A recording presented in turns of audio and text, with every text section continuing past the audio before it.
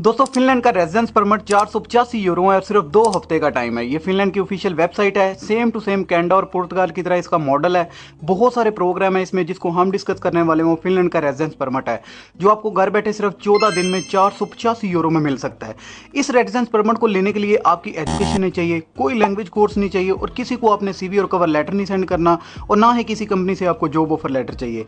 अब आपके माइंड में सवाल पैदा हो रहा होगा कि अगर ये सारी चीजें नहीं चाहिए तो फिनलैंड का रेजिडेंस परमिट हमें मिलेगा कैसे। तो एक चीज मैं आपकी क्लियर कर दूं, ये रेजिडेंस परमिट जो आपको 2 हफ्तों में फिनलैंड दे रहा है और जिसकी फीस 485 यूरो है, ये residence permit basically work base और बिजनेस बेस है। यानी अगर आप फिनलैंड में कोई बिजनेस करना चाहते हैं या फिर आपने अभी अभी कोई नई कंपनी खोली है इंडिया, पाकिस्तान, बांग्लादेश या फिर गल्फ कंट्री में, तो आप इस कंपनी की ग्रोथ के लिए फिनलैंड में मूव होना चाहते हैं, अपनी कंपनी को एक्सपेंड करना चाहते हैं, या फिर अगर आपके पास कंपनी नहीं है, आपके पास किसी बिजनेस का बहुत अच्छा आइडिया है, तो आप फिनलैंड का रेजिडेंस परमिट लेकर आसानी से मूव हो सकते हैं। एक चीज आपकी क्लियर होगी कि फिनलैंड का रेजिडेंस परमिट क्यों मिलेगा।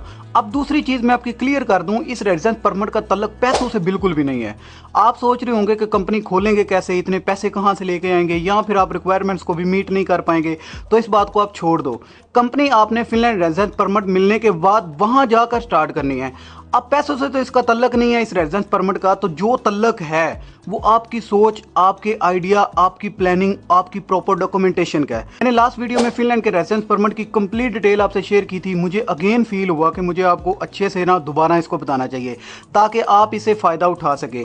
अब इस रेजिडेंस परमिट को आपने अप्लाई ऑनलाइन ही करना है, मगर यहाँ पर 2 चीजें हैं जो आपकी समझ में आ गया तो आप इसे पिक कर जाएंगे। पहला, बिजनेस आइडिया, जिसे फिनलैंड गवर्नमेंट ने स्टार्टअप इंटरप्रेन्योर का नाम दिया है, यानी ये वाला प्रोग्राम जिसकी हम बात करने वाले हैं। और दूसरा, रेजिडेंस परमिट।